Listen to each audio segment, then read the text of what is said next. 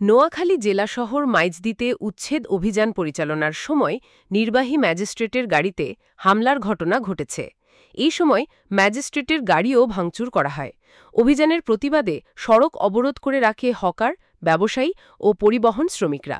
পরে পুলিশ ও সেনাবাহিনীর হস্তক্ষেপে পরিস্থিতি নিয়ন্ত্রণে আসে। সোমবার দুপুর ১২টার দিকে মাইজদী পৌরবাজার এলাকায় প্রধান সড়কে এ ঘটনা ঘটে। স্থানীয় সূত্রে জানা গেছে, দুপুরে জেলা প্রশাসকের নির্বাহী ম্যাজিস্ট্রেট ফাহিম হাসান খানের নেতৃত্বে ফুটপাত উচ্ছেদে অভিযান পরিচালনা করা হয়। অ্যাডভান্সড হাইজিন বডি ওয়াশ, যার স্কিন রাখে ময়েশ্চারাইজড ৭২ ঘন্টা পর্যন্ত। Smart people, smart shower. পৌরবাজারের সামনে গিয়ে বেকু বেসিন দিয়ে ফুটপাতে থাকা দোকান ও মাইক্রো স্ট্যান্ডে পার্কিং থাকা মাইক্রোবাস উচ্ছেদ করার সময় হকার, ব্যবসায়ী ও পরিবহন শ্রমিকরা ক্ষিপ্ত হয়ে ওঠে। এক পর্যায়ে ম্যাজিস্ট্রেটের গাড়িকে লক্ষ্য করে ইট পাটকেল নিক্ষেপ করে হামলা চালায়। ঘটনার প্রতিবাদে প্রায় ১ ঘণ্টা সড়ক অবরোধ করে রাখে বিক্ষোভকারীরা। ২৫০১-এর আমি একজন সদস্য। জিলা স্কুলের সামনে আমাদের ২৫-৩০ বছর ধরে এখানে আমাদের সংগঠন, আমাদের এখানে স্ট্যান্ড, আমাদের এখানে আমাদের জন্মের আগের থেকে ধরে দেখতেছি আমাদের এখানে স্ট্যান্ডটা চলতেছে। যত সরকারে আসুক আমাদের স্ট্যান্ডটা এখানে ছিল, এখানে আমরা আসি। আজকে হঠাৎ করে আমাদের এখানে ম্যাজিস্ট্রেট সাহেব অভিযানে নামছে। অভিযানে নামার পরে আমাদের গাড়িগুলারে একটা মিনিট আমাদেরকে সময় দেয়নি, বেকু নিয়ে আসছে, ডাইরেক্ট গাড়িগুলারে চাবি দিছে যে আপনাদেরকে আধা ঘন্টা সময় দেওয়া হয়েছে, ৫ মিনিট সময় দেওয়া হয়েছে, ৫ মিনিট সময় দেওয়া হয়েছে, আপনারা রাস্তা ক্লিয়ার করেন, গাড়িগুলো এখানে রাখবেন না, এখান থেকে নিয়ে যাবেন।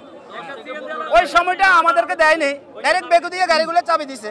সিএনজি থেকে যাত্রী নামতেছে, ওই সময়টা দেয় না, সিএনজি টাকে চাবি দিছে। তাহলে আমাদের একটা এখানে অনটেজ গাড়ি, এখনো একটা হাইক্স গাড়ি, একটা এয়ারপোর্টে নোয়া গাড়ি, ৩টে হাইক্স, একটা পিকআপ, একটা প্রাইভেট কার।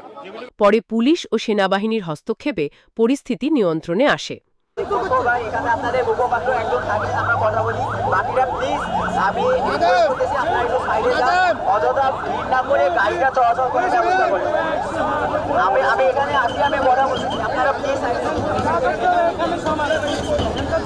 হকার ও পরিবহন শ্রমিকরা অভিযোগ করে বলেন, পূর্বে কোনো প্রকার নোটিশ ছাড়া দুপুরে আনসার সহ একজন ম্যাজিস্ট্রেট এসে জিলা স্কুলের সামনে মাইক্রো স্ট্যান্ডে পার্কিংয়ে থাকা কয়েকটি গাড়ি বেকু মেশিন দিয়ে ভেঙে দেয়।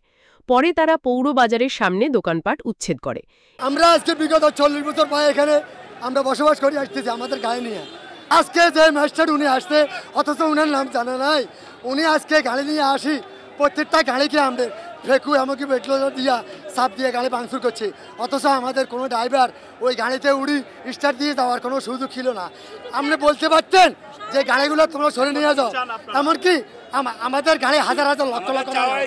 এই সময় পরিবহন শ্রমিক ও হকার ব্যবসায়ীরা ক্ষিপ্ত হয়ে গাড়িতে ইট পাটকেল নিক্ষেপ করে। আমি আব্দুল করিম মুক্তা, সাবেক নোয়াখালী বিশ্ববিদ্যালয় কলেজ ছাত্রদলের প্রেসিডেন্ট, সাবেক স্বেচ্ছাসেবক দলের জেলা সেক্রেটারি, মিউনিসিপাল মার্কেটের সেক্রেটারি, এদের মাইক্রোবাসের সাবেক সভাপতি। আসলে ঘটনাটা প্রশাসনের দৈনিক কাজের একটাই অংশ। এখানে মাইক্রো স্ট্যান্ড না, স্ট্যান্ড দেওয়া হয়েছে, কিন্তু যেহেতু দীর্ঘদিন এখানে স্ট্যান্ড ছিল, সঙ্গত কারণে এখানে কিছু মাইক্রো থাকে। তো হঠাৎ করে আজকে কোনো পূর্ব নোটিশ ছাড়াই এখানে আজকে মাইক্রোবাসদেরকে হঠাৎ করে বেকো এনে এদেরকে দাবিয়ে দেওয়া হয়েছে। এখন আমার প্রশ্ন হইল, যদি প্রশাসনিক কোনো কর্মকর্তার নির্দেশ থাকে তাহলে এখান থেকে গাড়ির মালিকদেরকে এনে ওদেরকে মামলা দেবে, কিংবা এখান থেকে গাড়িগুলি ধরে নিয়ে গিয়ে থানায় রাখবে। কিছুই না করে হঠাৎ করে গাড়িগুলিকে মেশিন দিয়ে চাপাইয়ে দেওয়া, এটা আমার কাছে মনে হয়েছে, যেহেতু আজকে বিএনপির প্রতিষ্ঠাবার্ষিকী, সারা দেশে একটি অস্থিতিশীল পরিবেশ সৃষ্টি করার জন্য কিছু সাবেক স্বৈরশাসকের আমলারা রয়েছেন, যারা নিজেদের ইচ্ছা মতো সারা দেশে কিছু অস্থিতিশীল পরিবেশ সৃষ্টি করার চেষ্টা করতেছেন, তারই অংশ এটি।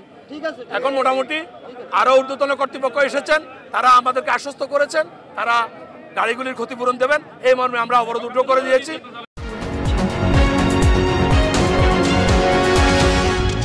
এনকে টেলিভিশন, নোয়াখালীর কথা বলে।